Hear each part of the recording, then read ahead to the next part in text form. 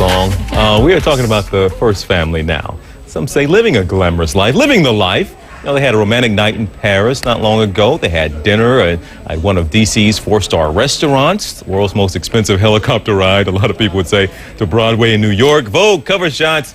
But all that glamour, is it over the top or just fine as long as the president takes care of more pressing matters out there, you know, like the economy? We put the question to two giants of talk radio, Lars Larson, conservative talk show host of the Lars Larson Show, and Stephanie Miller, the liberal syndicated host of the Stephanie Miller Show. Good morning to you both. I know you all are quite familiar with each other, so this ought to be good. So tell us here, and again, this nobody's suggesting here, Lars, that this is taking away from his day job necessarily. So what is your problem with this man having the commitment to his wife and to his family and still enjoying his life? Well, we all know this isn't the most serious issue in the world, but I have no problem with him taking his wife out on a date. I just think he should pay the cost. And I think it's symbolism more than anything else. In all seriousness, we all saw those idiot auto executives show up in private jets, hat in hand, to say, we need to borrow money, which is kind of a dumb thing to do, and we agreed on that at the time. It's also dumb for a president who's leading us trillions of dollars into new debt to use the company jet to take his wife on a date. He's a millionaire. But he Lars, can pay the tab. Come on, but Lars, Stephanie, please, I hear you laughing. You want to go ahead and get in there. But, I mean, he doesn't have the option. He can't just say, I'm going to fly JetBlue somewhere. I mean, this stuff comes with being president. You're right, Lars. He absolutely should have taken a Greyhound. I wouldn't worry about security or anything. Are you kidding me? You know, CJ, these family values Republicans that have been lecturing us for years, I think they're startled to see actual family values. People that actually want to spend time with their first wife and their kids. That's what this is. Lars, wouldn't you agree there that part of the job of the president and the first lady is to set an example?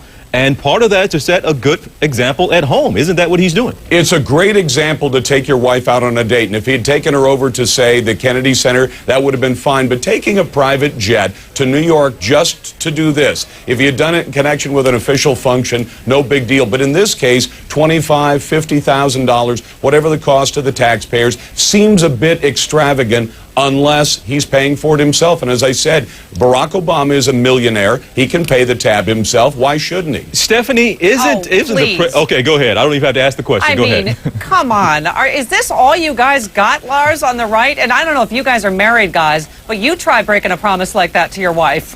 Hey, listen, I take my wife out on dates all the time, but I don't expect the radio station to pay for it.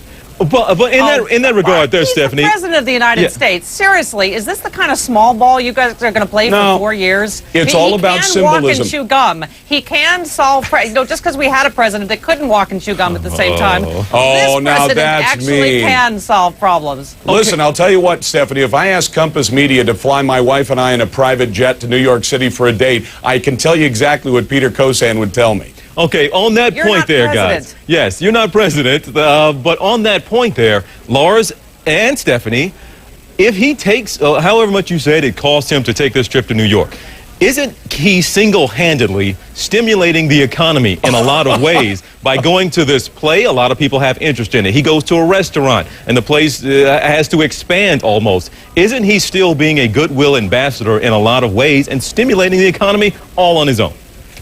Yeah, I've said we could get out of this entire recession, CJ, just by selling Obama tchotchkes.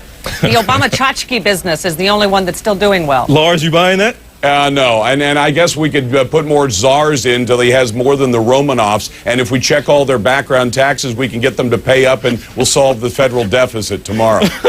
All right. Well, Stephanie, let me, to this point, does it at least, whether you agree with it or not, does it at least look bad to see, I mean, a lot of people are hurting mightily at this time, but just to see the image of their president jet setting, and nights in Paris, just to be seemingly living a glamorous life, does it at least send kind of a questionable signal?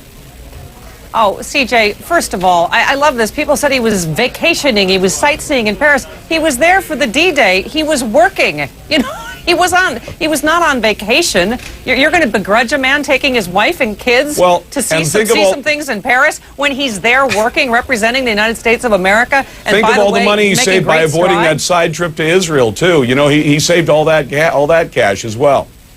You're really going to begrudge a guy is sightseeing with his wife and kids while he's on a work. George Bush took more vacation than any president in recent memory. He was not on vacation. He was working. All right. Well, I'm glad we could reach a consensus this morning. We've got that all worked out, guys. Stephanie Miller, Lars, Larson. Good to see you all as always. I'm glad you all are as familiar with each other as you are. Or you might have been taking some of that stuff personally. But thank you for being here this morning, and the debate will go on. You guys have a good one. You bet. Thanks, Take care. That's some good